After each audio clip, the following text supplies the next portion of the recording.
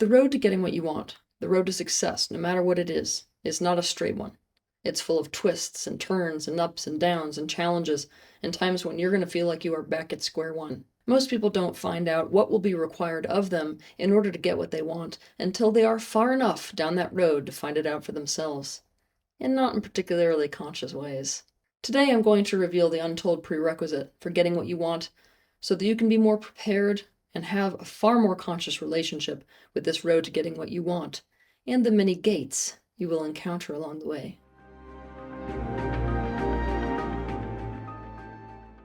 It's at this point that you might be asking, what's a gate? A gate's a barrier that you have to pass through in order to advance forward. As it applies to this conversation about getting what you want, a gate is an obstacle that acts as a barrier to us moving forward towards our aim, and thus that prevents us from getting what we want. Each gate is different, and our task is to find out how to pass each gate we encounter. In fact, our personal expansion depends on us doing so. Each gate represents something within ourselves that acts as an oppositional factor to what we want. Just so that you can get an idea of what I mean, let's say that a person wants to win a world title in a specific sport. They may hit a gate that pertains to them having no support, where the only way to pass through it is to go above and beyond what other athletes have to do to train and enter competitions, demonstrating perseverance where others might quit. And then they may hit a gate of self-criticism, where the only way to pass through the gate is to integrate their inner critic. And then they may hit a gate that pertains to success, causing them to lose belonging in their family. And so the only way to pass through is to be able to choose to move forward, despite the consequence being to lose closeness with those people around them who will not be advocates to their success, and instead surround themselves with people who will. And then they may hit a gate where they are injured, and so no one believes in them anymore. And so the only way to pass through the gate is to tap into an inner resource that acts as a drive to rehabilitate and try again, despite being up against the pressure of everyone's doubts and the attention and celebration being geared entirely towards other athletes. And then they may hit a gate where the barrier that they hit is their own shame about needing and wanting support, where the only way to pass through this gate is to work through that shame and admit to needing and wanting support, and then learning how to take it in, etc. Obviously, how big gates are and how hard they are to pass through and how many of them there are tends to correlate with what one's desires actually are. And it tends to correlate with the vibrational distance between where a person is and where they want to be. You will hit these gates no matter what your desire is. But imagine that what you want is to find a job somewhere that really values your presence and contribution. You're likely to hit less big deal gates than you will if what you want is to reach a state of enlightenment by integrating your ego. Each time you hit a gate, and do what it takes to pass through it, you're growing, you're developing, you're strengthening. Your deepest values are being revealed. You are becoming more aware. You are refining yourself. You are transforming. You are being forged. You are expanding personally, as well as causing universal expansion. And in this way, desire plays an absolutely massive role in expansion. Desire is not the cause of suffering. People suffer because of not making peace with the fact that there is no end to desire. You will always want something else and something more. And people suffer because of hitting their gates. And even a person whose desire is to rid themselves of desire will hit gates on the road to that desire, and many of them. On the road to getting what you want, you will encounter very oppositional factors that exist within you to the getting of what you want, and you will encounter all of them. One common gate that people hit on the road to what they want is the resistance to going through so many of these gates on the road to what they want. A common way that people work through this resistance is to give up on what they want to the point where they don't really want it anymore. Not very much anyways. By doing so, they're no longer in resistance to the not getting of it, and so the gate swings open.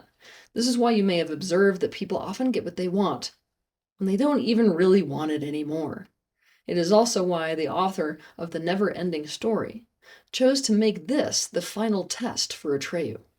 But let's go deeper. The thing that almost no one on earth knows, and the thing that no one will tell you, is that when it comes to getting what you want the very most, the final prerequisite, the final gate, is to choose the very thing that you have been avoiding your entire life in order to get what you want. And this is the most difficult gate of them all. Often when it comes to our deepest desire, we are compelled toward that thing, at least in part because of a trauma we suffered, and therefore something we are desperate to get away from and avoid. And the day will come that rather than avoid it, to get what we want, we must be willing to experience it. We must say yes to it for the sake of what we want. And often, when we hit this gate, it feels very counterintuitive. So that you can understand this better, here are 3 examples. Jeremy grew up in a very poor household with a very dysfunctional family, where the only way to have a home was to become whatever pleased and placated his mother. His deepest fear has always been to be homeless, without physical resources, and most especially without people to call home or come home to. Jeremy's biggest desire in life is to live an authentic life, to be himself. At this point in his life, he ended up where he lives and in the situation he's in because he became what his partner needed to please her. He moved into her house, he put himself in a supportive role to her company, and he acted compatible to everything about her. This is a super precarious position that he's put himself in, revealing that he is not who he has said that he was and must change everything in order to be true to himself means that he will have to quit his job working for her. So he's going to have no income. She may kick him out of her house, and she may want to end the relationship because he isn't who she signed up for. So he will have no one to come home to, which is a special hell, given that Thanksgiving and Christmas are just around the corner. Now, in order to get what he wants, he must actually decide that being authentic is worth the risk of being homeless, and choose that risk, even if it means temporarily experiencing that. Afifa comes from a culture where women are typically obedient and subservient to men. Her father, who was particularly tyrannical, had all the power in the household, and he was very abusive whenever he felt that his power was challenged. As a result of this, in order to be safe, Afifa disowned her personal power. She has lived her life from this place of prioritizing safety over absolutely everything. Afifa really, really cares about safety. However, years ago, Afifa became so sick of being disempowered, she decided that she desperately wants to be empowered as a person. As a result, she's made a lot of progress doing little empowering things. Things like getting a certification so she can make some money and pay for things that she might want. And learning how to fix things around the house herself. And working through her inability to say what she wants in any given situation. But now, she's hit a gate. A gate where becoming more empowered means being unsafe. Becoming empowered means making decisions and doing things that will set off her father's tyrannical fury.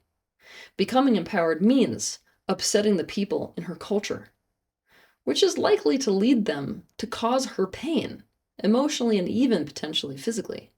And becoming empowered means changing herself in ways that go directly against all of her lifelong safety strategies, such as becoming someone who takes charge, when taking charge was the surefire way to be attacked. In order to become empowered, Afifa will have to consciously choose on safety. Mia was a child who was very nerdy and pensive, not exactly the kid that had the easiest time fitting in. She found herself in a lot of pain, and I mean so much pain, due to exclusion and rejection in her early school years. Enough pain that she chose to abandon her authenticity and copycat other popular girls so that she could get belonging. This social camouflage strategy is something that she used her entire life in order to get belonging. But now, Mia is all too aware that she does not have true belonging if what she has to do is to pretend to be the same as other people are, something other than who she is, in order to belong.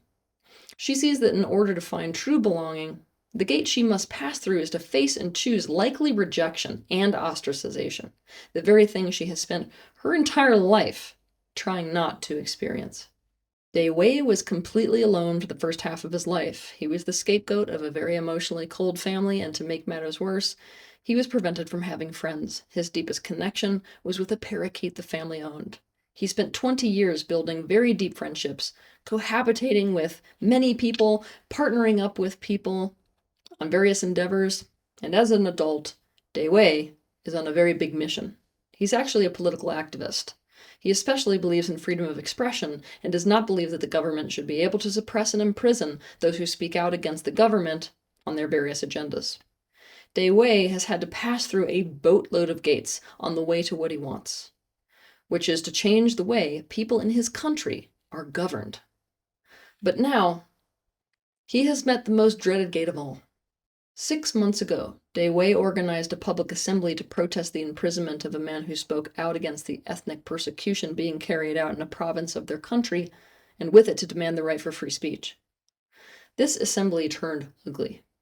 I mean really ugly. Police and even military arrived and started beating and detaining people. It was so traumatizing for everyone involved that everyone started questioning their commitment to the cause, as well as their association with Wei. Many of the people who lived with him moved out for the sake of their own safety.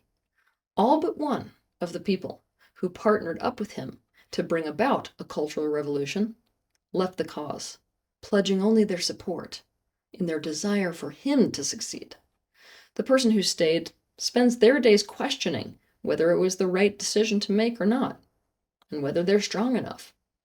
This person is in such a bad space emotionally that he's emotionally disabled from really being fully behind the cause that he believes in. Also, on top of this, Wei's wife ran home to her family and expressed her and her family's disapproval for what he's doing. She has told him that if he continues, she has to divorce him. Why? Because it's going to mean that he does not care about her or her family's safety.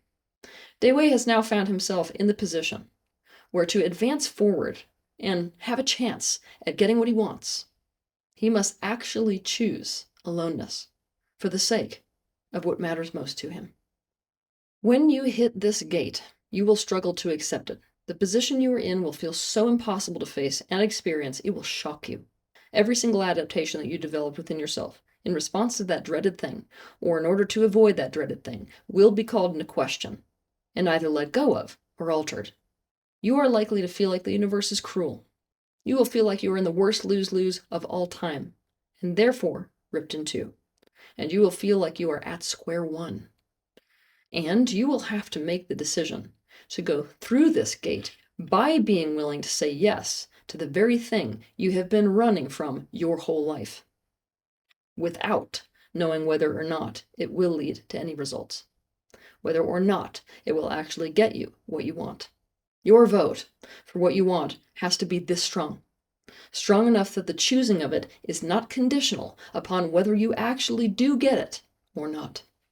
Many people, especially those who cannot accept painful truths and realities, believe that getting what you want is as simple as focusing upon it, visualizing, and that when you think about having that thing you want, and then taking action towards it, inspired action, it's almost like the universe is going to give you wings to fly past any and all gates, so that you will not have to encounter any. But I'm going to tell you this is not the case. What will happen if you take this approach is that you will eventually hit the gate of not being able to get what you want because of your avoidance of the negative. The gate of fantasy, which involves the refusal to face and accept reality, and the gate of the coping mechanism of denial. The very design of this existence is to allow desire to lead you through a process of self-transformation by virtue of you hitting these gates. It is these gates that are the alchemizing force behind all evolution, both at a microcosmic level and at a macrocosmic level. And knowing this will enable you to move through these gates with far greater mastery, because you know to expect them. Because you know this, when you encounter these gates, you will know what is happening.